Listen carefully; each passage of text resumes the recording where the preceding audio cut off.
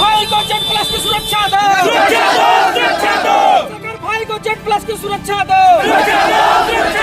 योगी तेरी तानाशाही नहीं चलेगी, नहीं चलेगी, मोदी तेरी तानाशाही नहीं चलेगी, नहीं चलेगी, जो सरकार निकम्मी है, जो सरकार निकम्मी है, दोस्तों नमस्कार। जैसा कि आपको बता दें कि मथुरा की घटना आपको याद होगा, अभी सोशल मीडिया पर बड़ा वायरल हुआ है। आप देख रहे हैं नगीना के सांसद जी चंद्रशेखर जी पर जो हमला हुआ है। उन्होंने दो बहनें, सगी बहनें की जो शादी में वहां जो है कि मारपीट हुआ, उनके साथ दंगा हुआ, उनसे मिलने जा रहे थे। आज भदोही जिला में ये बड़ी संख्या में भीम आर्मी आजाद समाज पार्टी के लोग हैं जो ज्ञापन देने आए हैं। आइए क्या कुछ कहा वो चंद्रशेखर जी के विषय में, नगीना के सांसद के विषय में, हमलावरों के विषय में, आइए आपको सुनाते हैं और जानने का प्रयास करते हैं आखिर दलितों पर अत्याचार कब तक, क्या कहेंगे। देखिए, सबसे पहले आपका धन्यवाद जो कि आप मुखर बिंदु से हमारी आवाज को शासन तक पहुंचाएंगे, इसके लिए आपका आभार करते हैं तहे दिल से। और हमारे बड़े भाई एडवोकेट चंद्रशेखर आजाद जी का ये कहना है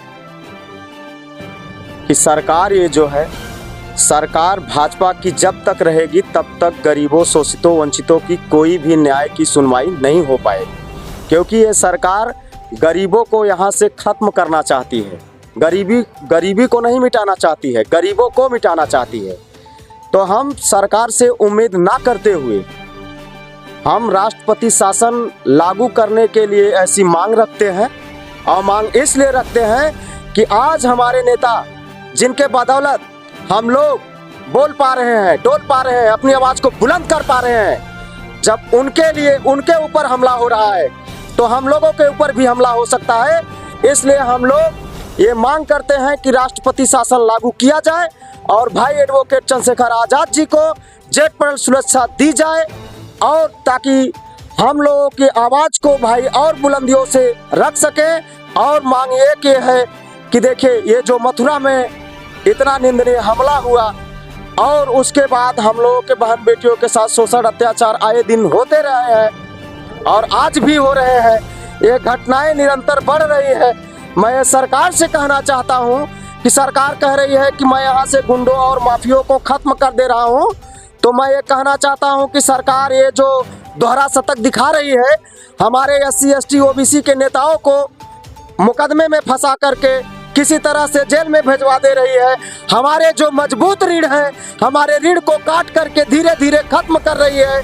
और उनमें जो माफिया है, दबंग है, अभी आज भी वो खुलेआम टहल रहे हैं। सरकार इसमें निरंतर आपकी मांग है जेड प्लस सुरक्षा मिलनी। जी जेड प्लस क्या कहेंगे। जैसे आपको बताया कि भीम आर्मी के आप जिला अध्यक्ष हैं, आप क्या कहेंगे।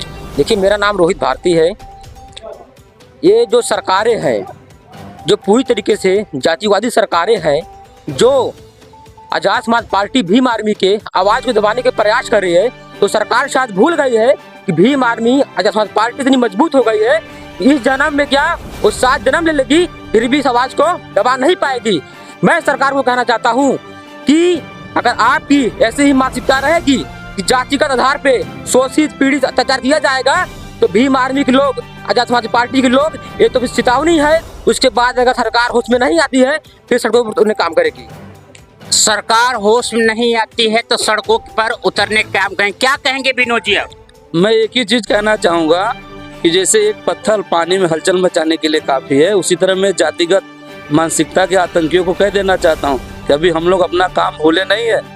जिस दिन हम लोग नहीं, अगर हम लोग कानून का मर्यादा रखते हैं, संविधान का पालन करते हैं, जिस दिन हम लोग संविधान का मर्यादा छोड़ देंगे, नीचे से ऊपर तक चमड़ी तक उधेड़ लेंगे। अगर हमारे मुखिया पे किसी ने आवाज उठाई, अगर आग उठाई, अगर राष्ट्रीय अध्यक्ष जी हमारे एडवोकेट चंद्रशेखर आजाद भाई पर अगर थोड़ा भी कहीं क्रोच आया, तो आपकी पारी ऐसा आंदोलन होगा कि साथ एक मनुवादी बचने नहीं पाएगा। तो मैं सरकार, वर्तमान सरकार, योगी सरकार को मैं कहना चाहता हूँ कि अगर तुम लोग होश में नहीं आए, अगर यदि अपनी मानसिकता सही नहीं किए, तो जान लेना कि तुम लोग एक दिन बदल दिए जाओगे।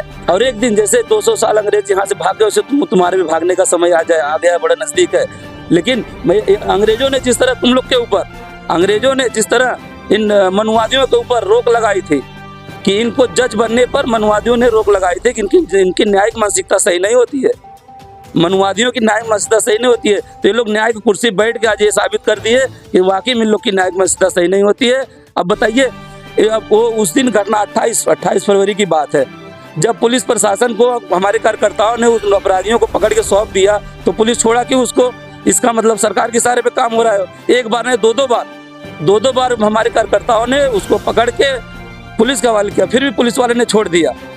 तो इसका मतलब कहीं ना कहीं इसमें सरकार का हाथ है और सरकार अपने इशारे पे ये हमले करवा रही है। तो मैं सरकार के चेतावनी के रूप में कह रहा हूँ, जैसे हमारे दोनों जिलाध्यक्ष जी ने कहा, ये चेतावनी के रूप में कह देना चाहता हूँ कि हम लोग अपना काम भूले नहीं है। ये ध्यान देना, मनवादी जातिगत आतंकियों, ये ध्यान देना, हम लोग काम अपना भूले नहीं है।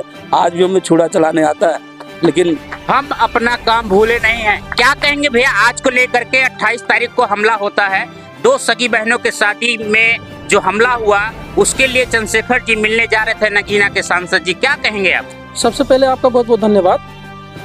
बस छोटी सी बात कह के हम समाप्त करेंगे। ये किसी भी समुदाय के लोग आप अपने ऊपर पर्सनल ले, क्योंकि हिंदुओं को मौका मिला तो उन्होंने गीता लिखा, रामायण लिखा, जय हनुमान जय श्री राम लिखा। मुसलमानों को मौका मिला तो कुरान, अल्लाह, जो भी ऐसे करके कुछ लिखा। लेकिन जब दलितों को मौका मिला तो उन्होंने संविधान लिखा। क्या लिखा? संविधान लिखा। तो सरकार ये न भूले कि हम बाबा साहब के वंशज हैं। सरकार ये न भूले कि हम वो भाई चंद्रशेखर आज़ाद जी के भाई हैं।